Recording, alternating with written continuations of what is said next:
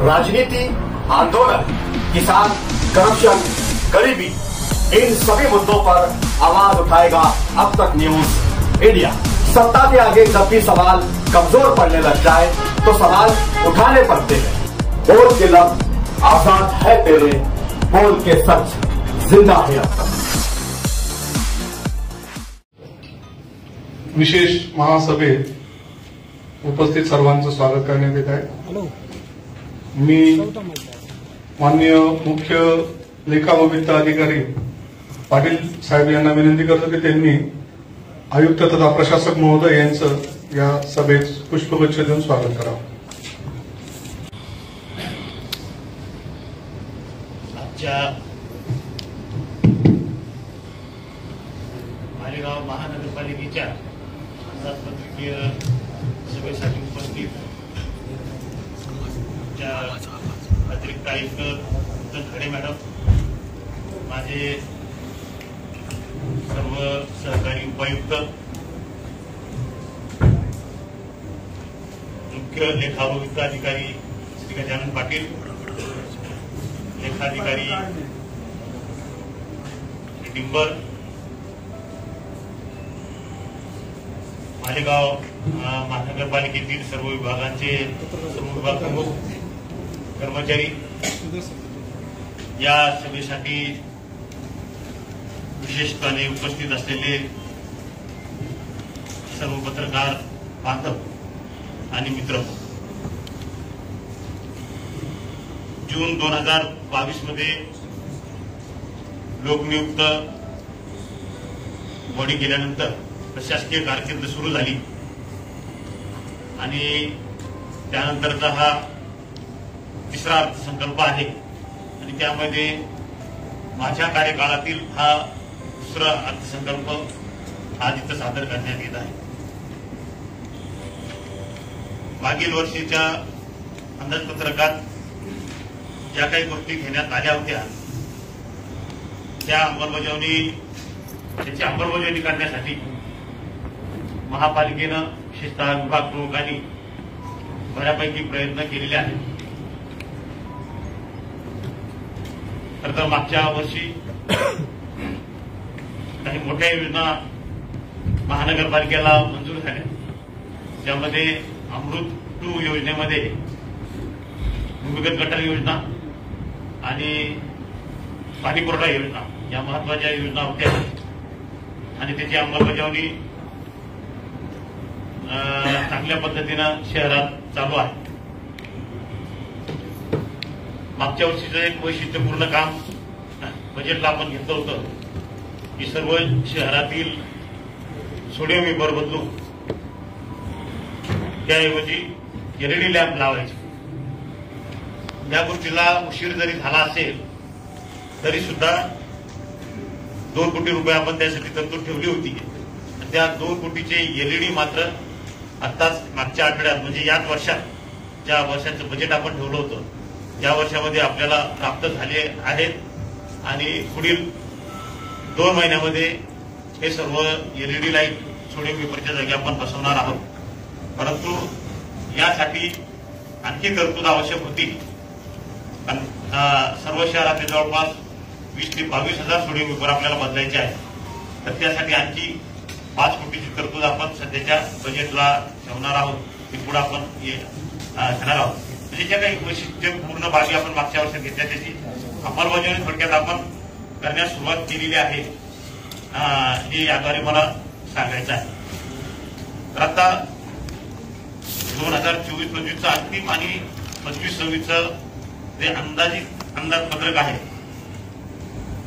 त्यासाठी आपण इथं आता एकत्र जमलेलो आहोत।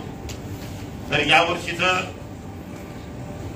त्या बजेटमध्ये आपली एकूण जमा सर्व ब क म्हणजे महसुली भांडवली जमा करून आणि विशेषतः शिक्षण मंडळाचं सुद्धा आता शिक्षण मंडळ बरखास्त करून शिक्षण विभाग हा आपल्या महापालिकेत समाविष्ट झालेला आहे आणि त्याचं अंदाजपत्रक घेऊन 1009.50 1010 कोटीपर्यंत 1009.50 कोटीचं बजेट म्हणजे महसुली जमा आपल्याला या वर्षामध्ये दिसणार आहे आणि एकूण खर्च आपल्याला 912.48 कोटी इतका असणार आहे। यापैकी जे शासकीय अनुदान वगैरे सोडून फक्त महसुली उत्पन्न म्हणजे महानगरपालिकेचं उत्पन्न हे 439.31 कोटी एवढं असणार आहे।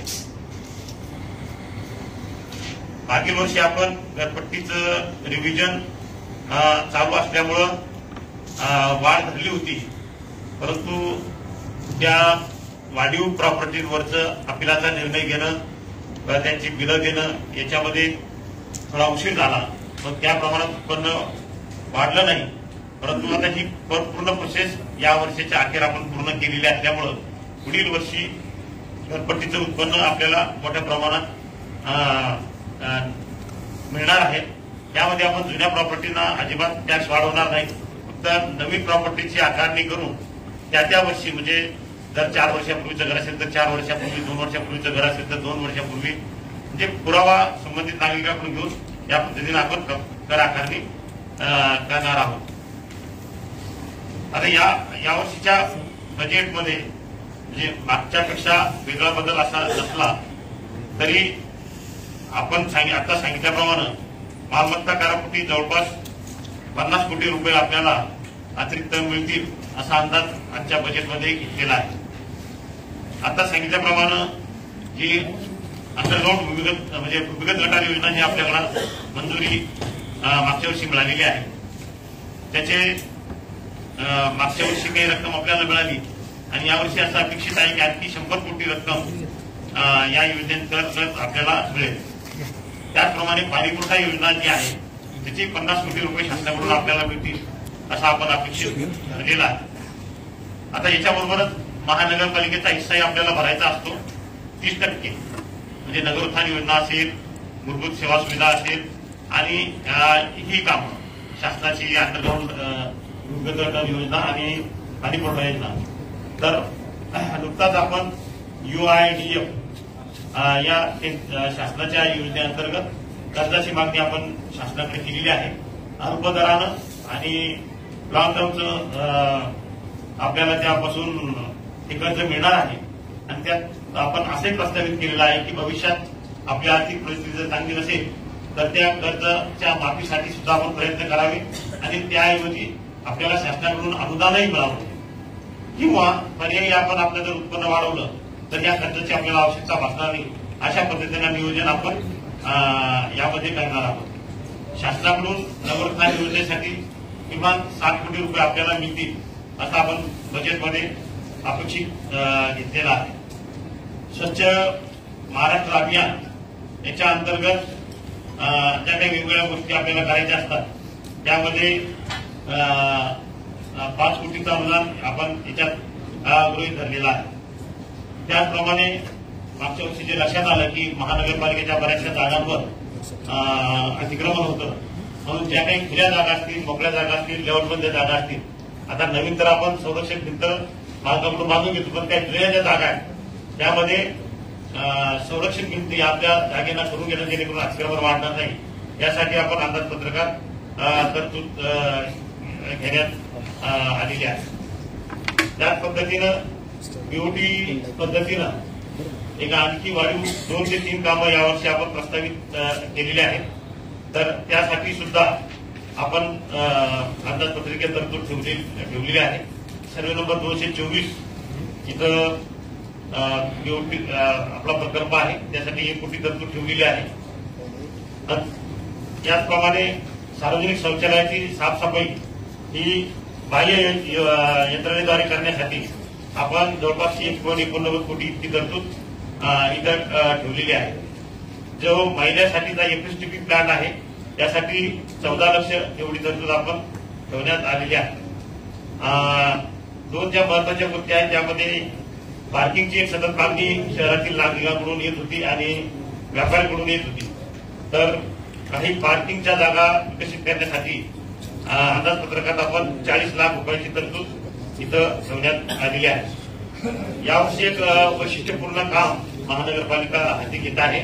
याच्यामध्ये ज्या काही 4-5 प्रॉपर्टी आहेत त्याच्यावर सौर ऊर्जा प्रकल्प राबविणे, म्हणजे सायन्याचा आपला फिल्ट्रेशन प्लांट असेल आपल्या बस स्टँडवरचं फिल्ट्रेशन प्लांट असेल, हारून अन्सारी हॉस्पिटल आहे, हे नवीन बांधकामची वाडी हॉस्पिटलचं होतं आणि महानगरपालिका इमारत, या 5 ठिकाणी रूफटॉप म्हणजे त्याच्या गच्चीवर सौर ऊर्जा प्रकल्प राबवण्याबाबत आपण शासनाच्या नगरोत्थान योजनेतून प्रकल्प राबवित आहोत आणि त्याला सुद्धा आता हिस्सा म्हणून 2 लाख इतकी तरतूद ठेवलेली आहे. तर विजेची बचत व्हावी या दृष्टीनं हा एक नाविन्यपूर्ण प्रकल्प आपण यावर्षी हाती घेत आहोत. लोकशाहीर अण्णाभाऊ साठे स्मारक उभारावं यासाठी मागच्या वर्षी मागणी होती, त्यासाठी सुद्धा 1 कोटी रुपयाची तरतूद आपण बजेटमध्ये ठेवण्यात आलेली आहे. याशिवाय यावर्षी निवडणुका ज्या अपेक्षित आहेत ते या निवडणुकीच्या खर्चासाठी 5 कोटी तरतूद आपण यावर्षीच्या बजेटमध्ये घेतलेली आहे आणि त्याच पद्धतीनं 3 कोटी रुपये वार्डातील विकास कामांसाठी आपण इथं तरतूद ठेवण्यात आलेली आहे.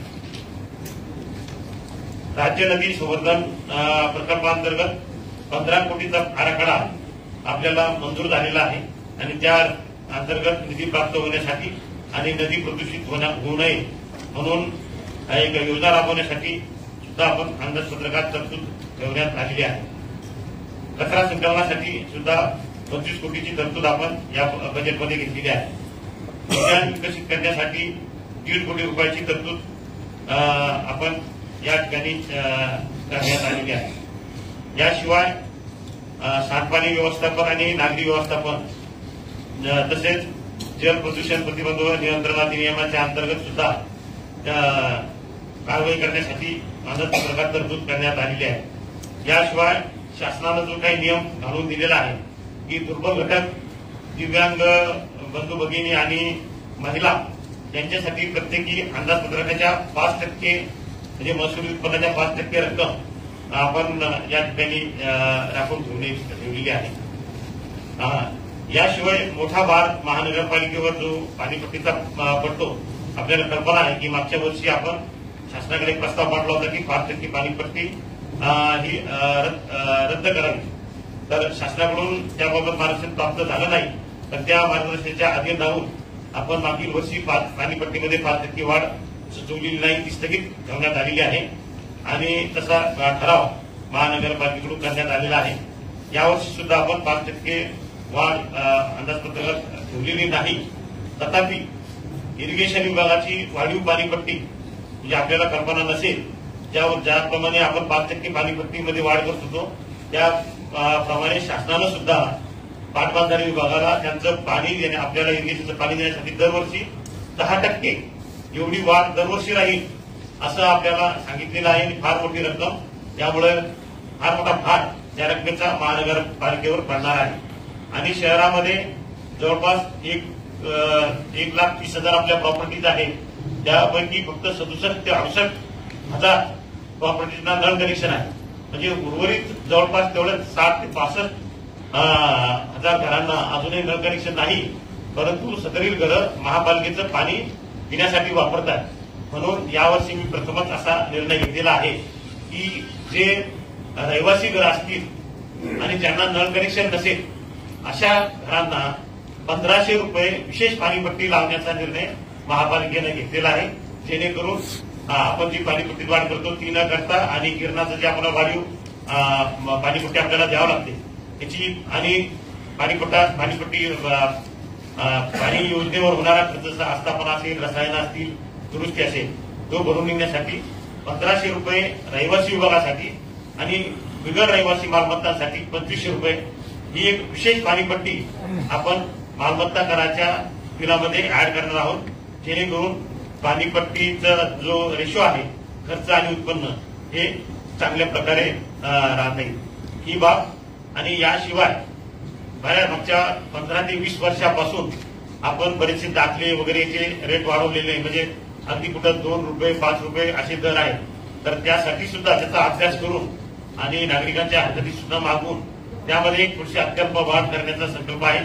अजून बजेटमध्ये आम्ही त्याची वाढ दाखवली नाही, परंतु निश्चितच यासाठी सुद्धा लक्ष घालावं लागेल, कारण मागच्या 10 ते 15 काही ठिकाणी 25 वर्षापासून असे दर वाढवलेले नाही. तर अशा पद्धतीनं हे आजचं बजेट जवळपास आपण 9.50 कोटी जमा आणि 912.48 कोटी खर्च अशा पद्धतीचं हे आपलं 2025-26चं अंदाजपत्रक, 24-25चं सुधारित आणि 25-26चं अंदाजपत्रकीय म्हणजे अंदाजित अंदाजपत्रक हे आपलं